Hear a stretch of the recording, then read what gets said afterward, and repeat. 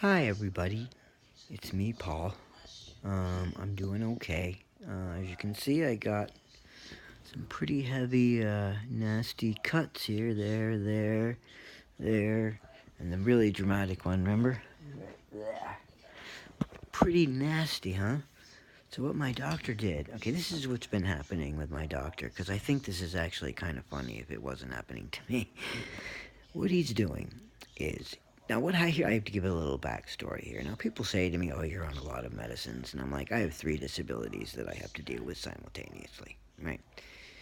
You need to take a lot of medicines when you have that many health problems. It's just the way I can stay alive. Now, but what I wanted to do, because I knew I might take too many and I might double up, is we sat down at Cleveland Clinic with a bunch of different hospitals and all the doctors that had ever treated me all over the country, and we had like a conference where we all like there was all my different doctors there, and they said, okay, we have to give them this, and this, and this.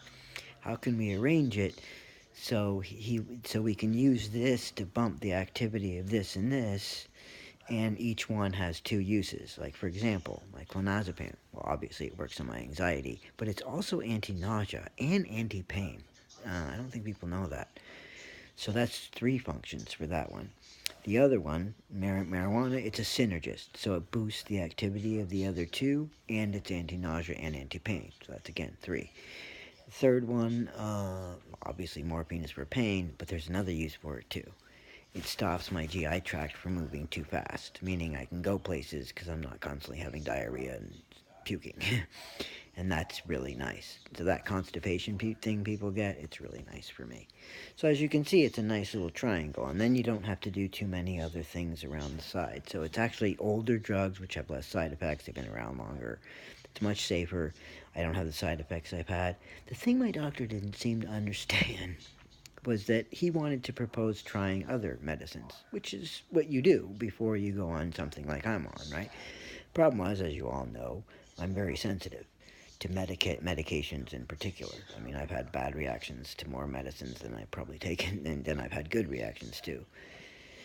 And when I took the precursors to putting someone on the med I'm on, Neurontin, Seroquel, all that stuff, I got so violently ill. I was hospitalized a couple times, and this psychotic psychiatrist I had at the time, because my old one had retired, and he had told her like, don't change anything. She did anyways, and that's kind of what. And then eventually, Dr. Waterman, head of psychiatry at UVM, came back and said, no, we had him. I mean, I was doing King Lear on the stuff I had before, and I was unfunctioning on what she was giving me. So he said, look, we had him ultra functioning. Leave him on what he's on, and he wrote it in my chart saying, don't ever change this. So, fast forward to now. I went to see, I think I told you guys about the psychiatrist. I'm sorry, guys. I can't anymore recommend that you go seek help for panic disorder in Burlington, Vermont. I'm sorry. I wish I could. Because this guy treated me like everything I said was a lie. Like I told him that Dr. Erickson had left, and he said, doctors don't leave their patients. And I'm like, okay, mine did. It's true. You can call the office. He didn't believe me that my back was broken. He didn't believe me.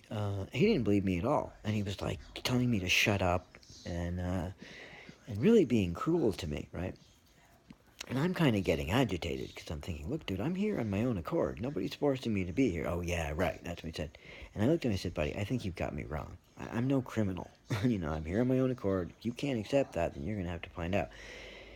And and I said, I'm not a criminal. And you know what he said to that? Resident, let me be the judge of that.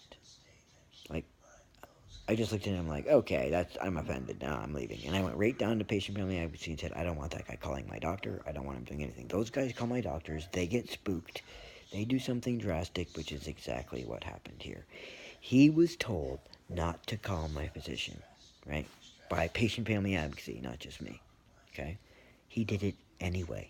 That's a violation of privacy. He broke my privacy and influenced my doctor which to do something which caused me to have all these seizures and all this. What do you guys think? Do you think maybe I should stop being such a prude about malpractice and say, okay, maybe it's time.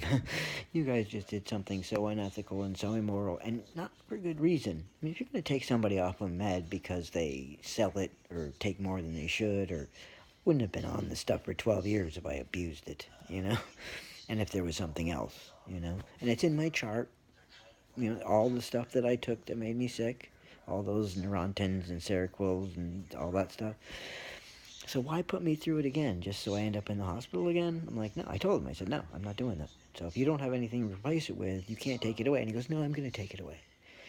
And I just looked, I remember I was like, what am I going to do? And, yeah, and then obviously by Monday I was seizing. So, and that was probably to be expected. So, I think that's malpractice on the part of the psychiatrist, and he's the head of the psychiatry department, so he should have known better. The nice thing is, breaking privacy laws is a crime. I can actually call the cops on that one. Secondly, what my doctor did was unethical, and the fact that he skipped town after he did it meant that, he wasn't, because, I can't go to another doctor and say, oh, my doctor did this. They'll think, oh, yeah, bullshit, you're just trying to con me because they don't know me, right? Luckily, they gave me one at the hospital, and they were like, yeah, you did stop seizing. And I'm like, yep, that's what it was. I figured that's what it was. And I don't know. I don't know any malpractice lawyers. So if you guys know any malpractice lawyers, I'd much rather go to one that you guys know, because I don't like going blind to those things. Let me know. Privacy, medical privacy is probably another thing they're going to add into that. So I imagine they could make some money. So maybe I could too, and I wouldn't be so poor. But I'm okay. I'm a little fried from all this. Obviously, I'm a little cut up. But, wow, I have to tell you, like, one of the hardest things about being sick is these know-it-all doctors. The funny thing was, what the psychiatrist was so urgent that he broke my privacy, broke the law, communicated with my doctor and got him all spooked, which caused this? You know what it was? The piece of information that taking Klonopin and morphine would make you tired. Would make you really tired. And I just started laughing. I was like, that, you did that. And I said, you honestly think that the doctors at Cleveland Clinic, Dartmouth, UBM Health Center, pain clinic chairs, psychiatry chairs, GI chairs, people from 4 different universities, they all got together and they put this medication schedule together for me, so just to help me maximize, and they couldn't help me much, so they wanted to do things that would make my life easier, and using less meds, and getting more activity out of them. So he broke that, and now the whole system I used to stay well is broken down. I have to figure out a way to get that back now. I think by law he has to keep treating me until I find another doctor. That's another thing. If you guys know any good primary doctors, I need a new one, obviously. This guy he insulted me. You know what he did? He took my headshot. He found my headshot, my old one, from like 25 years ago. Not really a fair, And he showed it to me, and I was like, yeah, that's my headshot. And, yeah, I'm surprised you found it. And he looked at me, he looks at me, he looks at this, he looks at me, he looks at this. And he goes, I mean, look at this. Look at this. This is you. And look at this. That's exactly what he pointed at me and went, this. And that's how he did, like, ew. Basically, he was saying I was ugly and disgusting compared to my 21-year-old self. Not something a doctor is supposed to say to a patient. I'm like, your disability's shaming me right now. Like, you're telling me that you think, what do you think? That if you decrease everything, somehow I'm going to wake up and be that? I said, Dr. Donnelly, you are stupid. You are just being stupid. I said, what you don't understand is that getting to where I've gotten to has taken 13 years. And now you're going to throw a monkey wrench into it? No. I'm not going to get sick again because some arrogant doctor thinks he's better than Cleveland Clinic, and these were the head of the departments. Do you think they don't know that taking those 2 meds together might make me sleepy?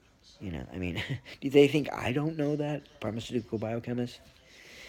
And I'm like, you mean to tell me this guy broke the law?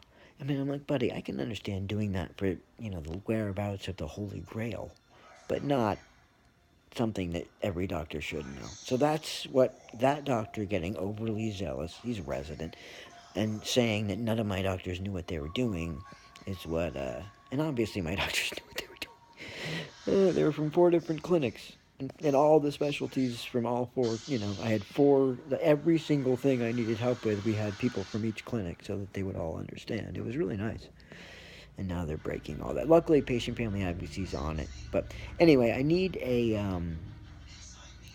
what do I need? I can't remember. I think I already asked. Anyway, I'm okay. I'm a little out of it. Need to get some sleep, take a shower, because I couldn't get up for 4 days. I was basically stuck in bed. Anyway, if I have another seizure, I'll let you know. But for today, I'm okay. Hopefully tomorrow they'll call in my meds. Okay, bye.